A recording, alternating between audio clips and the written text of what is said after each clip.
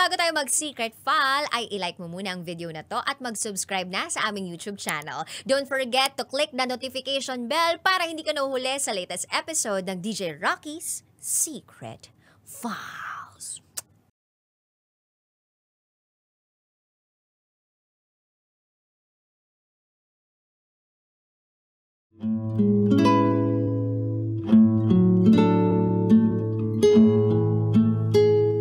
And now, it's time for DJ Rocky's Secret Files.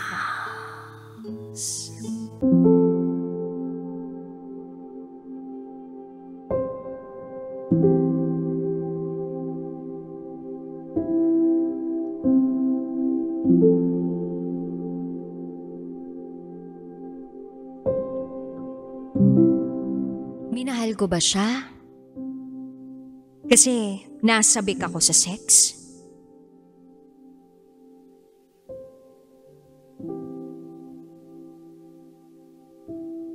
Hi DJ Rocky.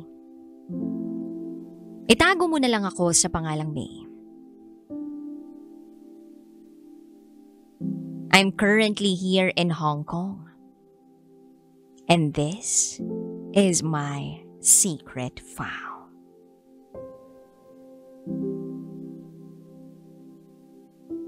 Year 2016, nang makilala ko ang partner ko. Siya ang unang naging serious relationship ko. Nabigyan kami ng blessing. Yun na yung aming anak. Yun ang aming panganay.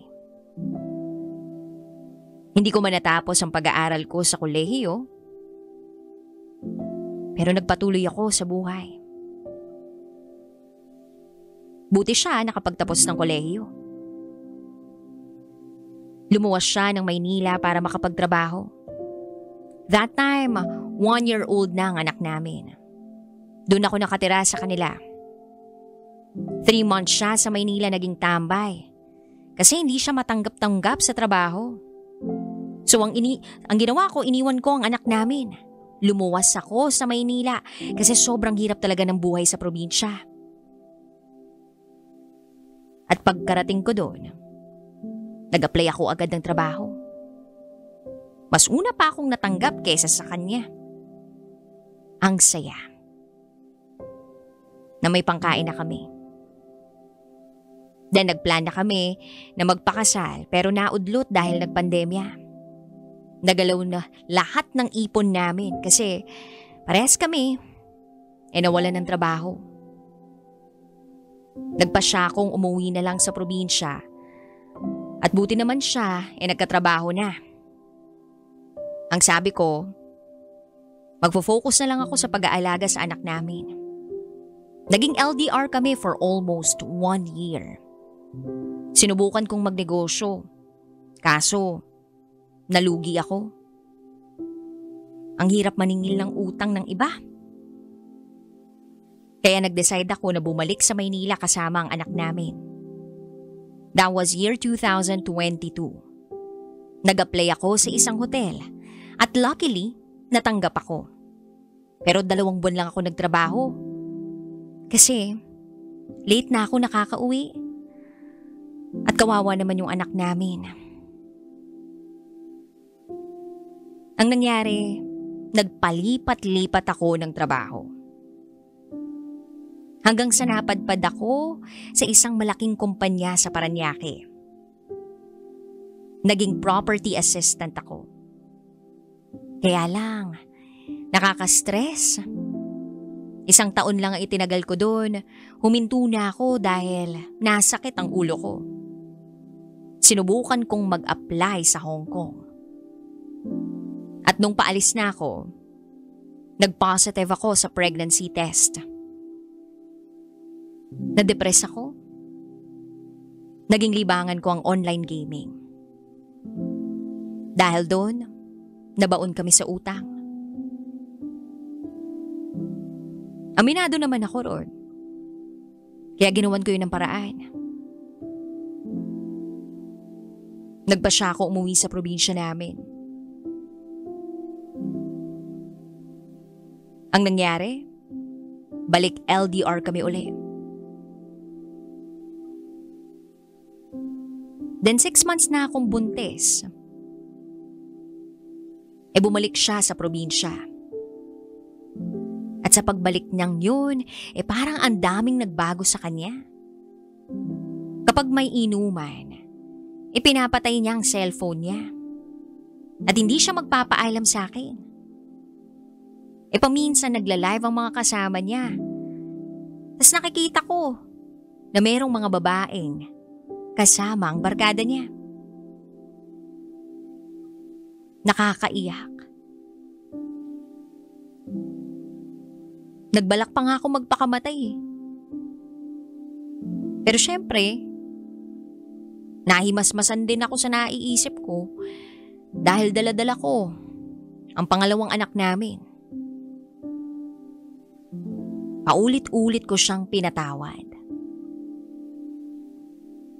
May gumugulo sa isipan ko na meron siyang babae. Kaya lang wala naman akong ebidensya. Hindi ko naman siya nahuhuli. Pero grabe, napakasinungaling niya. Hindi naman ako magagalit eh, basta magpaalam lang siya. At alam ko kung sino ang mga kasama niya. Kaso, ang style niya, hindi siya mag-o-online. At ang sasabihin niyang rason, low-bat siya o walang wifi. At sa sobrang stress ko noon, nag-cool off kami ng 1 buwan hanggang sa nakapanganak ako. At nag-apply ako ulit ng trabaho sa Hong Kong. Natanggap naman ako. LDR kami ulit. Nagpatuloy ang partner ko sa mga pinaggagawa niya. Hindi magpapaalam at ako naman nag-aala, Detective Conan, kung makapag-imbestiga. Hanggang sa mapaamin siya. Hindi na mabilang sa kamay at paa ko kung ilang beses ko siyang napagbigyan. Kaso napagod na ako. Para bang ubos na yung pagmamahal ko sa kanya sa mga pinaggagawa niya. Then there was a guy na nagtanong ng number ko. Etong guy na to, business partner ng employer ko. I chose to ignore him kasi ayokong masira yung pamilyang meron ako.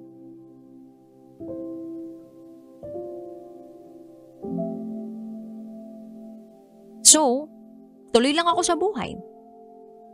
Tuloy lang. Pero wala eh.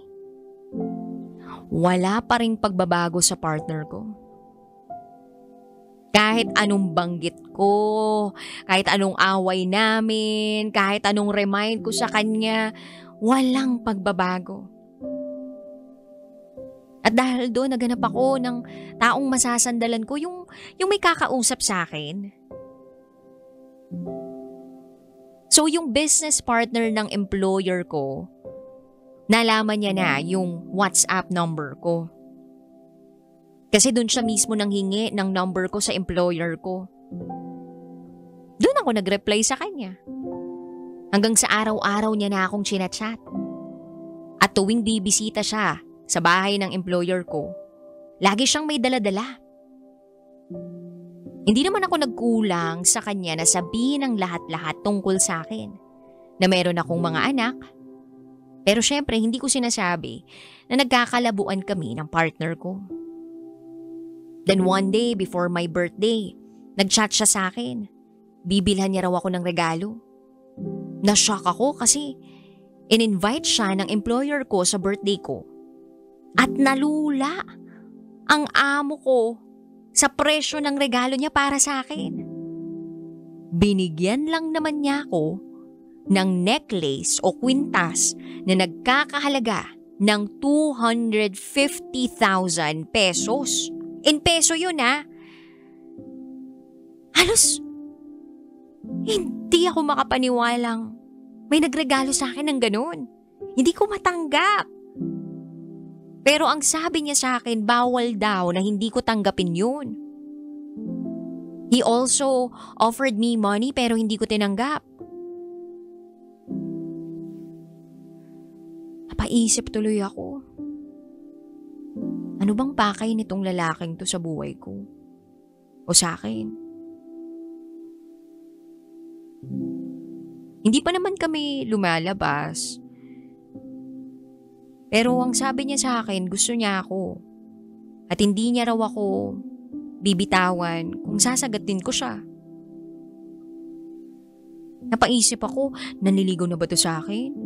Kasi everyday nag-update sa akin. Tinanong pa nga ako kung o pwede raw mahiram yung oras ko para makilala ko siya. Kaya lang may partner ako. At yung partner kong yun, walang ginagawa para maging okay kami. Para magbago siya. Nakakawalang gana.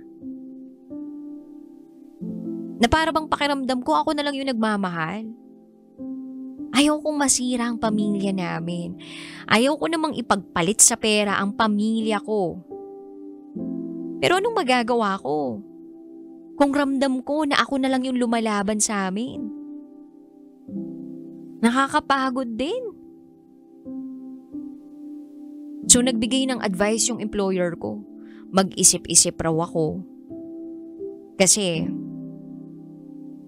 ang business partner ng asawa niya ay hindi lang maliit na company ang hawak kundi sobrang daming kumpanya sa Asia.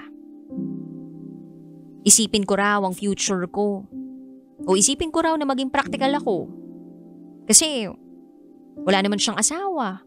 Ako, 29 years old, na merong 2 anak. At yung business partner nila, 43 years old.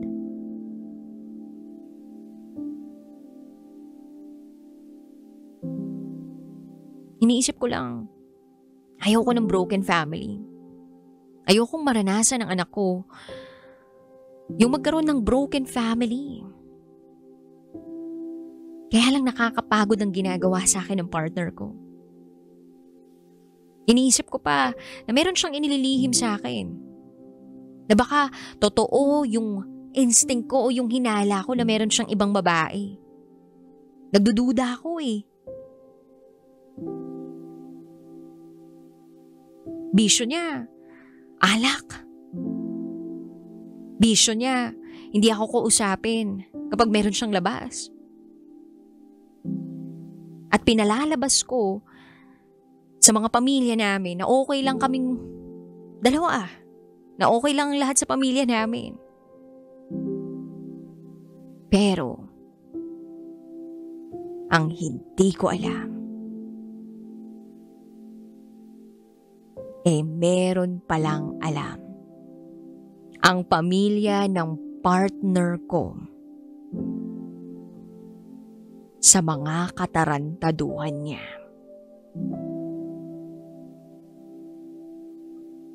Ang Panginoon ang gumawa ng paraan para malaman ko ang lahat at hindi ako magmukhang tanga.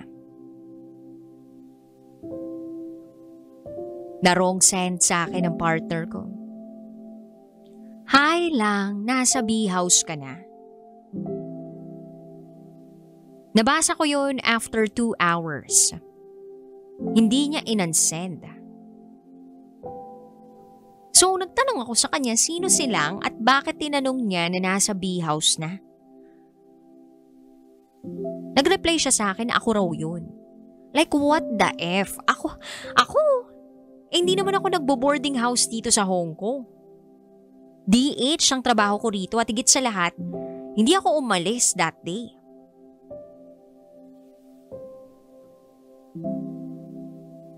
Alam kong hindi ako yun. So ang ginawa ko, chinat ko yung ibang kapamilya niya. Baka may alam sila. Pero panay tanggi. Chinat ko din yung best friend ko.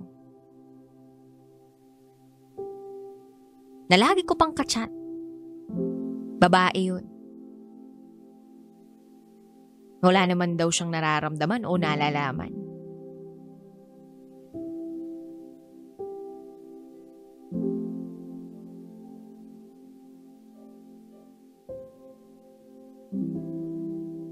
It turned out na yung best friend ko at ang partner ko ang magkarelasyon. At ang nagsabi sa akin, ex ko. Depressed na depressed ako, wala akong mapagsabihan. At dito na ako naglabas ng sama ng loob. Buti na lang pinagpahinga ako ng employer ko. At ang naging sandalan ko noong mga panahong yun ay yung business partner ng employer ko. Siya ang first serious partner ko. May anak na kami. Pero bakit niya nagawa sa akin yun? Sa galit ko, inaya ko yung business partner ng employer ko na lumabas.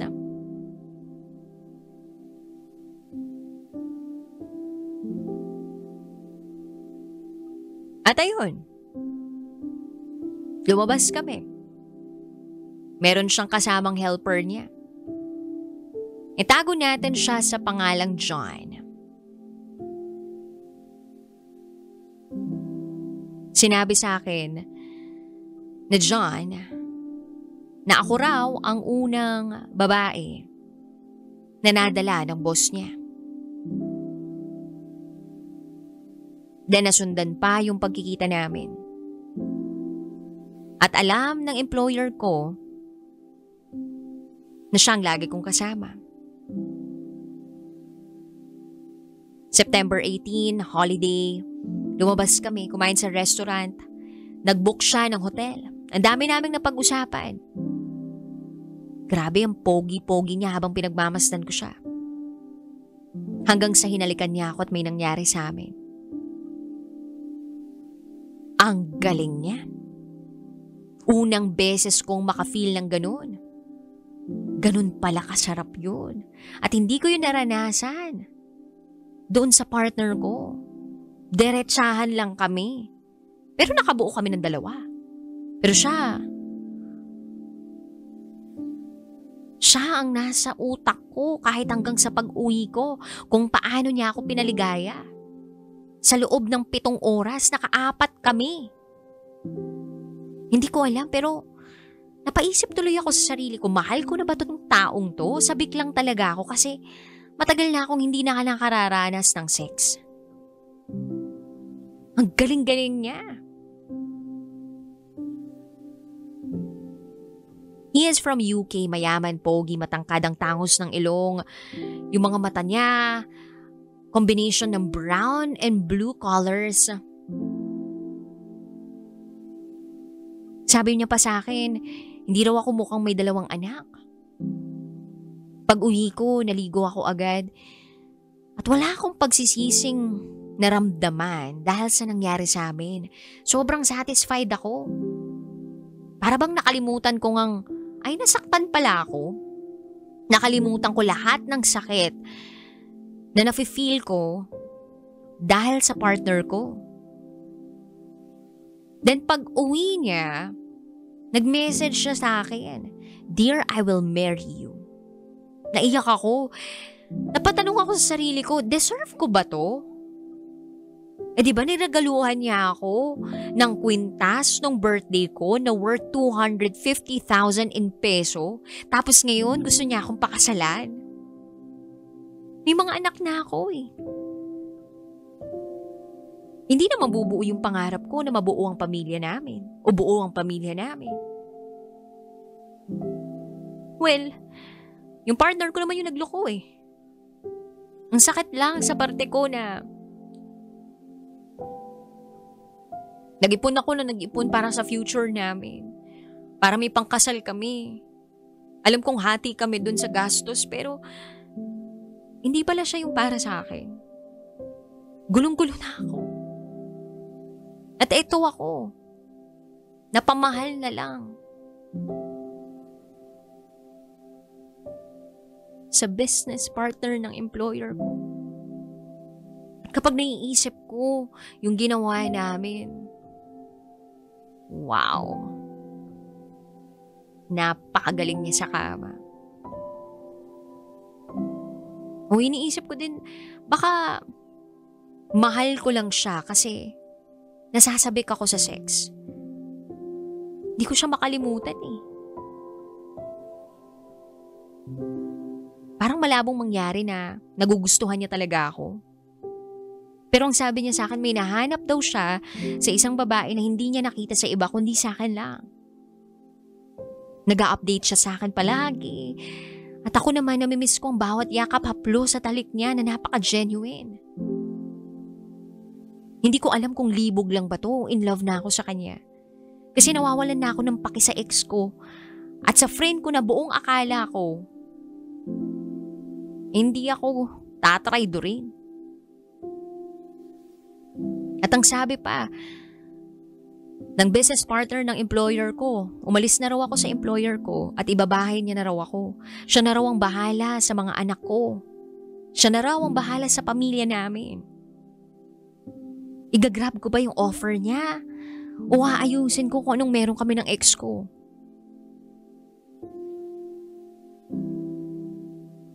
O parang kagaya lang niya ako na nakipagtalik sa iba. Ang kaibahan lang parang gumanti lang ako sa kanya. Ano ba itong nararamdaman ko? Pahingi naman po ng advice, so. Hanggang dito na lang po. Muli, ako si May. At ito, ang aking secret vow.